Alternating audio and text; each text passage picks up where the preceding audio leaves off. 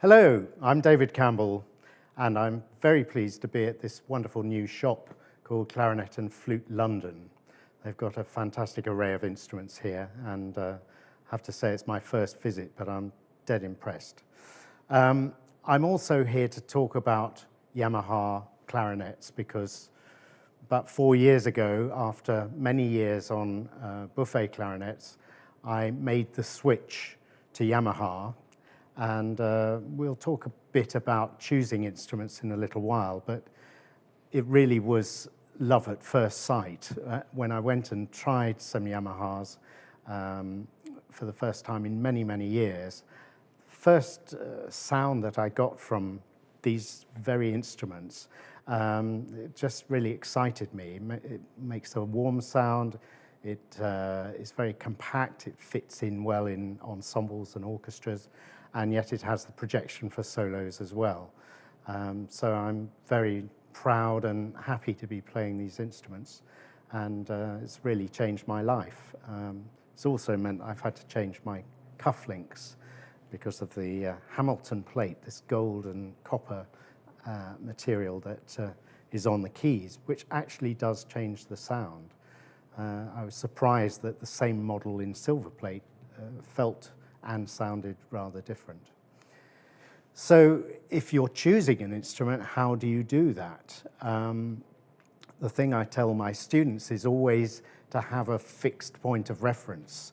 I've been in shops when other people have come in and with very keen parents, shall we say, and they say, oh yes, well you must have one of these mouthpieces and one of these ligatures, and why don't you try these reeds? And the poor young player is inundated with choice because they have a different mouthpiece, reed, ligature, as well as the instrument to try.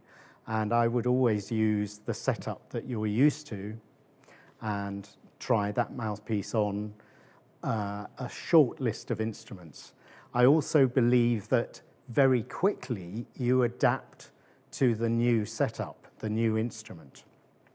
So you should go very much on your first impressions of an instrument. If you try one after the other and you think, oh, that's a slightly warmer sound, or that's a bit bright, or that one, I don't like the tuning on the top register, or something like that. That is something that you should bear in mind really seriously, because given even 10 minutes on that instrument, you will start adapting, if you're a good player, and modifying your playing to make it play better in tune or make the sound a little bit different.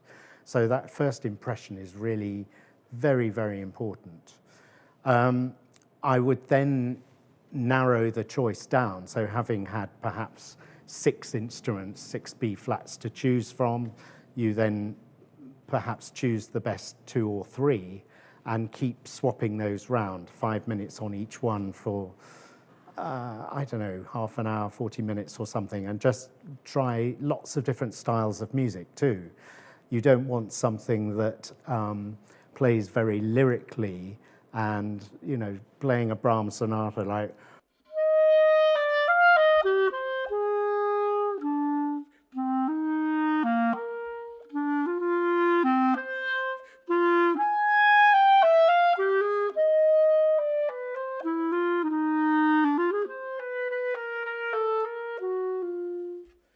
that shows one aspect, but then to perhaps play Stravinsky or something very punchy, like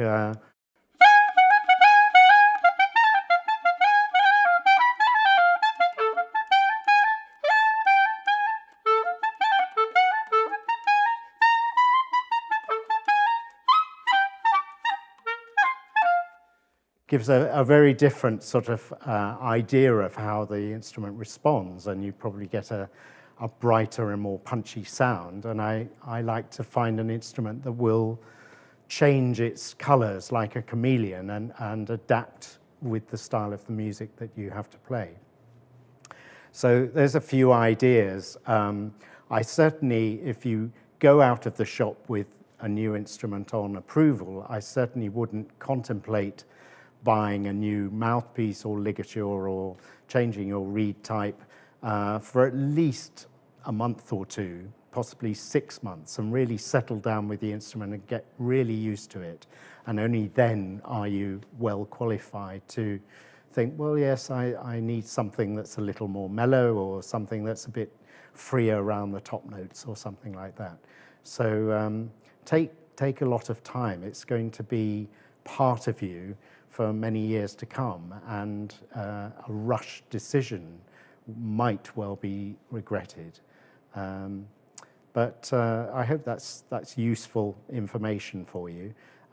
Also come to a specialist store like this one, where they've got a good selection of instruments, and you've got the backup of the big companies like Yamaha as well. So it's very different from how I started. I actually wanted piano lessons, and when I went to my grammar school, the teacher had just left in a huff, and the head of music said, well, there's a clarinet in the cupboard, why don't you try that? The teacher comes on Tuesdays, and here I am. So the instrument I started on was one of the hybrid ones that they brought out in the 1930s to help sax players switch between sax and clarinet. So it had closed-in holes, and you needed a sort of resident mechanic to keep it in working order. It wasn't helped when the case, which was very flimsy, broke, and I dropped the whole lot in a sort of oily puddle in the bus station once, I remember. But anyway, that got my parents thinking about changing the instrument, and so after 6 months I had my first proper clarinet.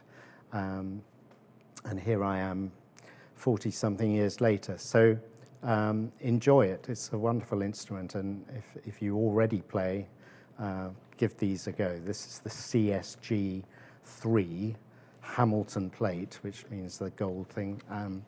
And then on the back, it's got this correction lever, so the bottom F can be raised by 1/8 of a tone.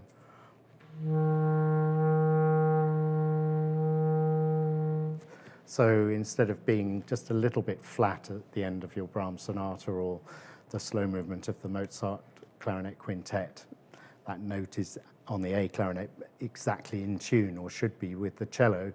And for years I've felt just that little bit flat, and now it just rings. It's the most glorious feeling when you're absolutely in the middle of the intonation. So I really recommend these. Thank you.